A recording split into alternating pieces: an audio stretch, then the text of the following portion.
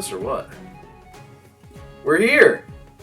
It's 2022. Welcome to the Whiskey Crossing and thank you for stopping by.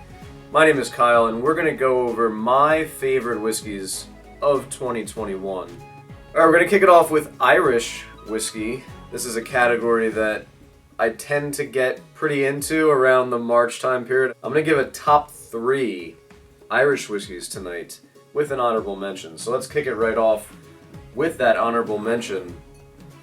And that is the Teeling Black Pits. Now this is an interesting bottle. This is a peated single malt Irish whiskey aged in bourbon and sauternes casks. Sauternes is a very sweet dessert wine. And this really has a pretty common element to some of my other favorite whiskeys, which is that it's peated and sherried or sweet wine cask finished in some way. What I really like about this bottle is that, first of all, it's pretty affordable. It's in the sub $60 range. Most places should be pretty easy to find, and of course, like most Irish whiskeys, it's bottled at 46%. It's lightly peated. It's not going to be your Islay Scotch, but it's going to give you a little intro into peat, and I think it's pretty successful. So check out the Black Pits if you get a chance. All right, but moving into our top 3. So if you haven't had a chance yet, check out my Irish whiskey shootout that I did back in March of 2021 across 12 different bottles, maybe 14.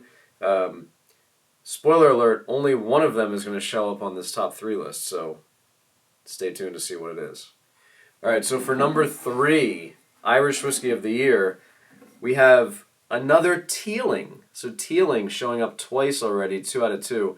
This is actually a single cask, single malt whiskey, aged 16 years, aged in Calvados casks. Now, Calvados, again, is a wine finish. I'm not familiar with Calvados as an individual wine. It may even be a spirit. Apologies for not knowing. But this was a store pick, if you will, from the state of Pennsylvania, the Fine Wine and Good Spirits. And I picked this up at the end of March, I think right after I finished filming my top, or my Irish shootout. But this was about $100. It's 16 years old, cask strength, 54.6%, and again, aged in Calvados. It has some really good sweetness to it. Obviously, nice maturity, being 16 years old. This is a single malt, and I'm really liking what Teeling is doing. I want to check out some more of their offerings, and I would definitely recommend for you, check out anything from Teeling. But these two specifically, or any wine finished Teeling with some age on it, should be a really nice option. Moving on to number 2, this is a surprise bottle.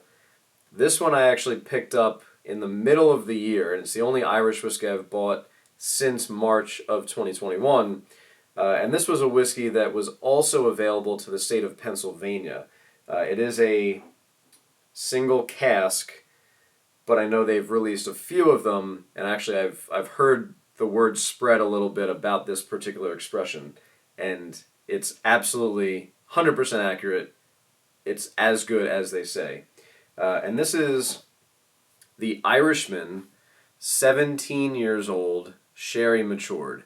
Again, this is another single malt, aged in sherry casks, and bottled at 56%. So you can see a theme.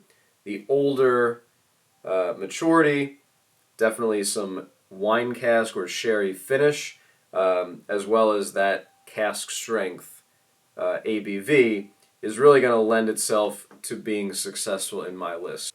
This bottle, I believe it's still available, in other types of single casks. This is from Walsh Whiskey, which I'm not familiar with whatsoever. I'm not aware that I have any other expressions from that distillery. It's not from Middleton, which makes Jameson. It's not from Cooley or any of the other popular ones. So this is one that's a little bit under the radar. But this is an absolutely phenomenal Irish whiskey, and it's an absolutely phenomenal single malt whiskey in general. I mean, this competes very closely with Scotch whiskeys, especially sherry cask finished Scotch whiskeys. And at 17 years old, I mean, you get the depth of flavor, you get the complexity. The sherry casks themselves, you can tell those were high quality sherry casks. You get a little bit of a mustiness maybe at the end, which is actually why this is not number one. Number one, I find to be maybe a little bit more youthful, but a little bit better overall. So you probably know what this is if you've watched my other video, and I'm not the first one to call this the Irish Whiskey of the Year, but it's absolutely deserving, and mine came from a blind shootout of 12 different expressions, so that lends some credibility to it. And of course I'm talking about the Blue Spot. This is an expression that just came out at the beginning of 2021. I picked this up last minute in my Irish shootout. I was hoping to be able to find this one. I did right at the last minute. Got it into my last flight. It made it to the final, and it did win. Now, Blue Spot, from the same lineup as Green Spot, Yellow Spot, Red Spot, and a couple other wine varieties, but Blue Spot specifically is the first cask strength in that lineup. So this comes in at 58.7%. It has a 7-year-old age statement, but I believe there are whiskeys up to 20 years old in this bottle.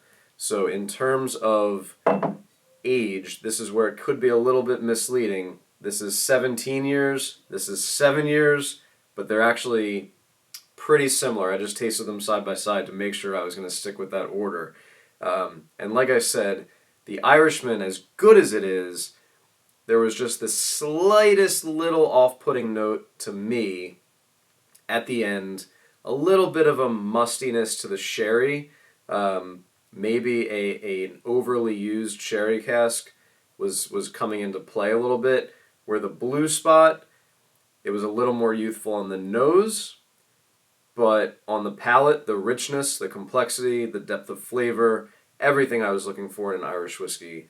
I mean, it's got fruitiness, it's got a little bit of even oak to it, but just the character and the depth is truly remarkable. And you know, this is one, and by the way, this is aged also in sherry casks, in addition to bourbon and Madeira casks.